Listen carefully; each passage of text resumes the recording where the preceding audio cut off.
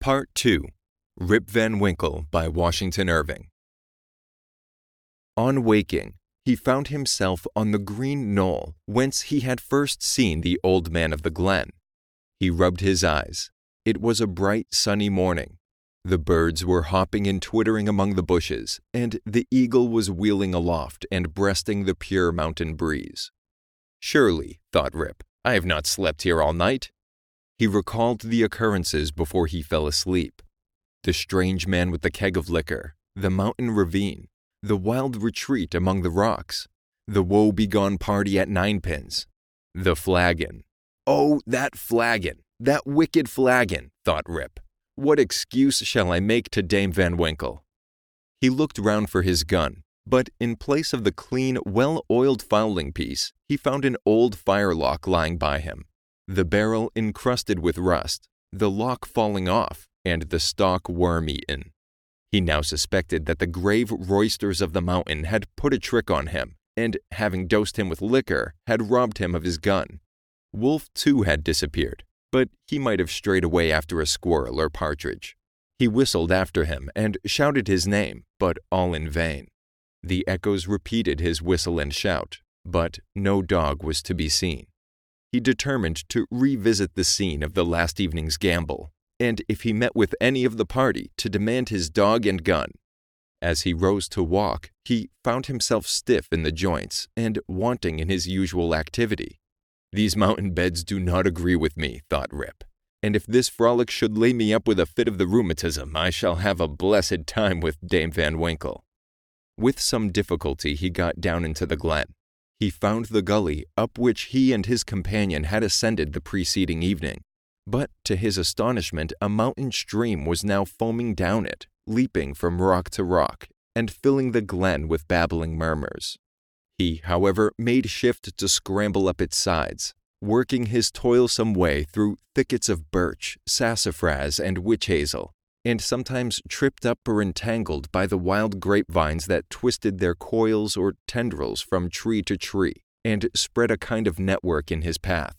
At length he reached to where the ravine had opened through the cliffs to the amphitheater, but no traces of such opening remained. The rocks presented a high, impenetrable wall over which the torrent came tumbling in a sheet of feathery foam, and fell into a broad, deep basin, black from the shadows of the surrounding forest. Here, then, poor Rip was brought to a stand. He again called and whistled after his dog. He was only answered by the cawing of a flock of idle crows, sporting high in air about a dry tree that overhung a sunny precipice, and who, secure in their elevation, seemed to look down and scoff at the poor man's perplexities. What was to be done? The morning was passing away, and Rip felt famished for want of his breakfast. He grieved to give up his dog and gun. He dreaded to meet his wife, but it would not do to starve among the mountains. He shook his head, shouldered the rusty firelock, and, with a heart full of trouble and anxiety, turned his steps homeward. As he approached the village, he met a number of people, but none of whom he knew, which somewhat surprised him, for he had thought himself acquainted with everyone in the country round. Their dress, too, was of a different fashion from that to which he was accustomed. They all stared at him with equal marks of surprise, and whenever they cast their eyes upon him, invariably stroked their chins. The constant reoccurrence of this gesture induced Rip involuntarily to do the same, when, to his astonishment, he found his beard had grown a foot long. He had now entered the skirts of the village. A troop of strange children ran at his heels, hooting after him and pointing at his gray beard. The dogs, too, not one of which he recognized for an old acquaintance, barked at him as he passed. The very village was altered. It was larger and more populous. There were rows of houses which he had never seen before, and those which had been his familiar haunts had disappeared. Strange names were over the doors, strange faces at the windows. Everything was strange. His mind now misgave him. He began to doubt whether both he and the world around him were not bewitched. Surely this was his native village which he had left but the day before. There stood the Catskill Mountains. There ran the Silver Hudson at a distance. There was every hill and dale precisely as it had always been. Rip was sorely perplexed. That flagon last night, he thought, has addled my poor head, sadly." It was with some difficulty that he found his way to his own house, which he approached with silent awe, expecting every moment to hear the shrill voice of Dame Van Winkle. He found the house had gone to decay, the roof fallen in, the windows shattered, and the doors off the hinges. A half-starved dog that looked like Wolf was sulking about it. Rip called him by name, but the cur snarled, showed his teeth, and passed on. This was an unkind cut indeed. "My very dog," sighed poor Rip, "has forgotten me." He entered the house, which, to tell the truth, Dame Van Winkle had always kept in neat order. It was empty, forlorn, and apparently abandoned. This desolateness overcame all his connubial fears. He called loudly for his wife and children. The lonely chambers rang for a moment with his voice, and then all again was silence. He now hurried forth and hastened to his old resort, the village inn, but it too was gone. A large rickety wooden building stood in its place, with great gaping windows, some of them broken and mended with old hats and petticoats, and over the door was painted "The Union Hotel" by Jonathan Doolittle. Instead of the great tree that used to shelter the quiet little Dutch inn of yore, there now was reared a tall naked pole, with something on the top that looked like a red nightcap, and from it was fluttering a flag, on which was a singular assemblage of stars and stripes. All this was strange and incomprehensible. He recognized on the sign, however, the ruby face of King George, under which he had smoked so many a peaceful pipe. But even this was singularly metamorphosed. The red coat was changed for one of blue and buff. A sword was held in the hand instead of a scepter. The head was decorated with a cocked hat, and underneath was painted in large characters, "General Washington." There was, as usual, a crowd of folk about the door, but none that Rip recollected. The very character of the people seemed changed. There was a busy, bustling, disputatious tone about it, instead of the accustomed phlegm and drowsy tranquillity. He looked in vain for the sage Nicholas Vedder, with his broad face, double chin, and fair long pipe, uttering clouds of tobacco smoke instead of idle speeches, or Van Bummel, the schoolmaster, doling forth the contents of an ancient newspaper. In place of these, a lean, bilious-looking fellow with his pockets full of handbills was haranguing vehemently about rights of citizens, elections, members of Congress, liberty, Bunker's Hill, heroes of '76, and other words which were a perfect Babylonish jargon to the bewildered Van Winkle. The appearance of Rip, with his long grizzled beard, his rusty fowling piece, his uncouth dress, and an army of women and children at his heels, soon attracted the attention of the tavern politicians.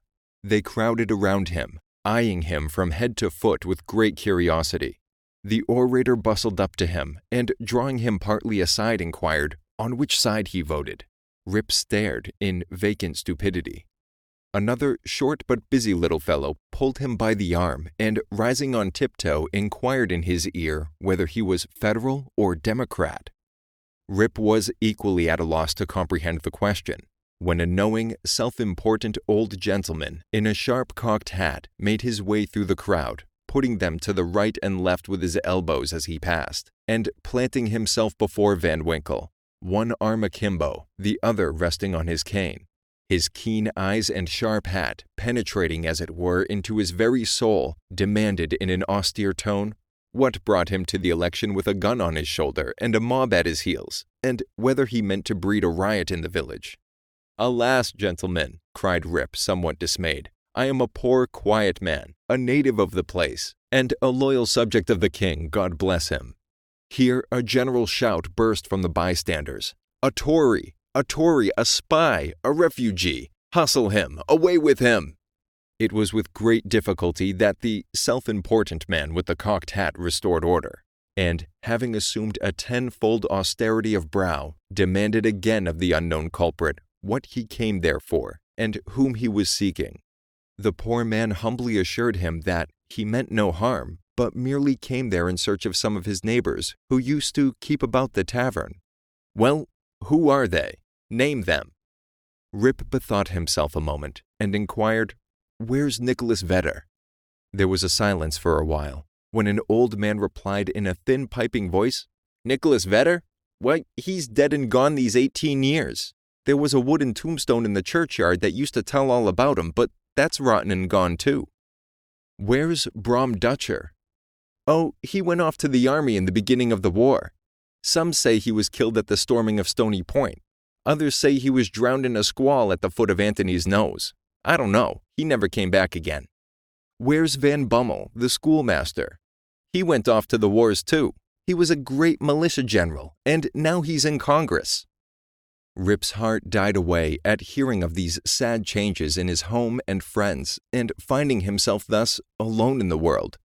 Every answer puzzled him too, by treating of such enormous lapses of time, and of matters which he could not understand. War? Congress? Stony Point? He had no courage to ask after any more friends, but cried out in despair, "Does nobody here know Rip Van Winkle?" "Oh, Rip Van Winkle!" exclaimed 2 or 3. "Oh, to be sure, that's Rip Van Winkle yonder, leaning against the tree." Rip looked, and beheld a precise counterpart of himself as he went up to the mountain, apparently as lazy and certainly as ragged. The poor fellow was now completely confounded. He doubted his own identity, and whether he was himself or another man. In the midst of his bewilderment, the man in the cocked hat demanded who he was and what was his name. "God knows," he explained, at his wit's end. "I'm not myself. I'm somebody else.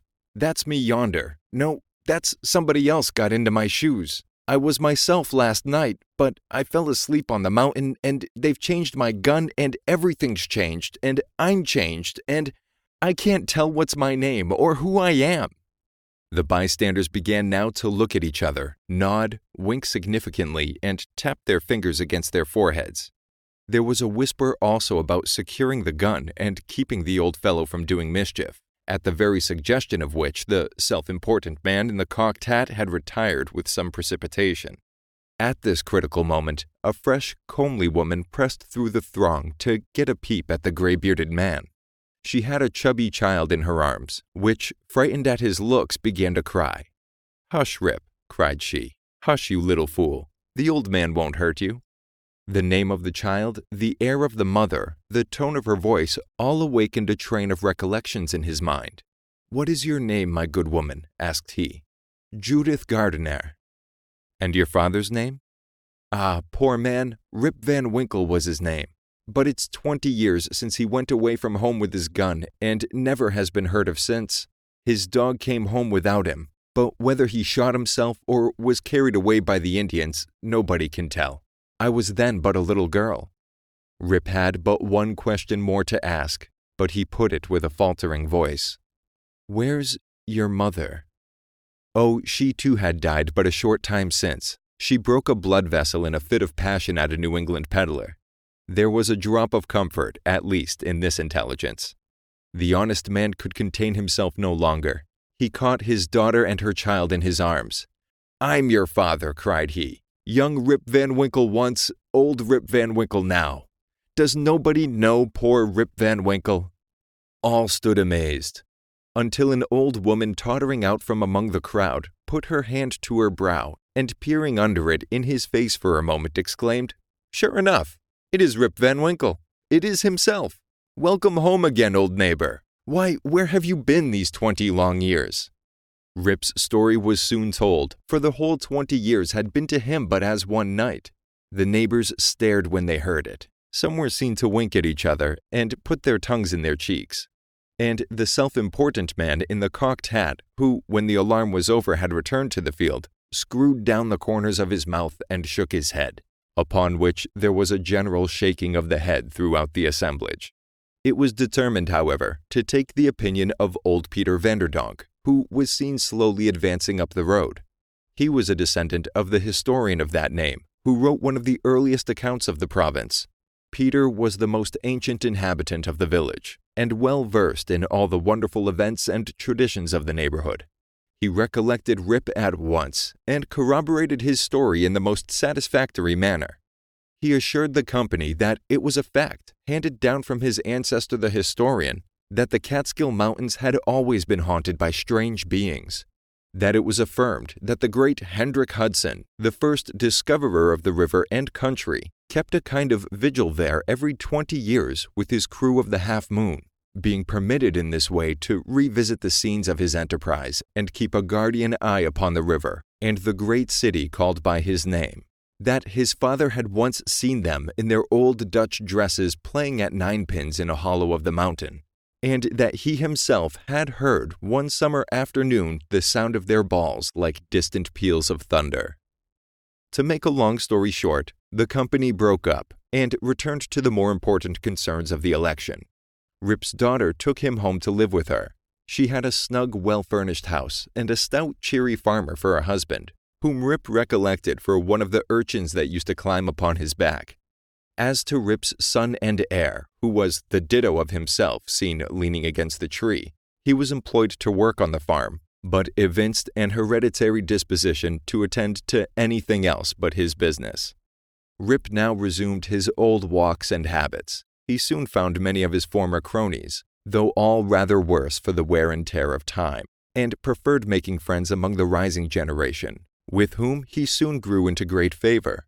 Having nothing to do at home, and being arrived at that happy age when a man can be idle with impunity, he took his place once more on the bench at the inn door, and was reverenced as one of the patriarchs of the village and a chronicle of the old times before the war. It was some time before he could get into the regular track of gossip, or could be made to comprehend the strange events that had taken place during his torpor. How that there had been a revolutionary war, that the country had thrown off the yoke of Old England, and that instead of being a subject of His Majesty George III, he was now a free citizen of the United States. Rip, in fact, was no politician. The changes of states and empires made but little impression on him. But there was one species of despotism under which he had long groaned, and that was petticoat government. Happily, that was at an end. He had got his neck out of the yoke of matrimony and could go in and out whenever he pleased, without dreading the tyranny of Dame Van Winkle. Whenever her name was mentioned, however, he shook his head, shrugged his shoulders, and cast up his eyes, which might pass either for an expression of resignation to his fate or joy at his deliverance. He used to tell his story to every stranger that arrived at Mr. Doolittle's hotel. He was observed at first to vary on some points every time he told it, which was doubtless owing to his having so recently awaked. It at last settled down precisely to the tale I have related, and not a man, woman, or child in the neighborhood but knew it by heart. Some always pretended to doubt the reality of it, and insisted that Rip had been out of his head, and that this was one point on which he always remained flighty. The old Dutch inhabitants, however, almost universally gave it full credit. Even to this day, they never hear a thunderstorm of a summer afternoon about the Catskill, but they say Hendrik Hudson and his crew are at their game of ninepins. And it is a common wish of all henpecked husbands in the neighborhood, when life hangs heavy on their hands, that they might have a quieting draught out of Rip Van Winkle's flagon.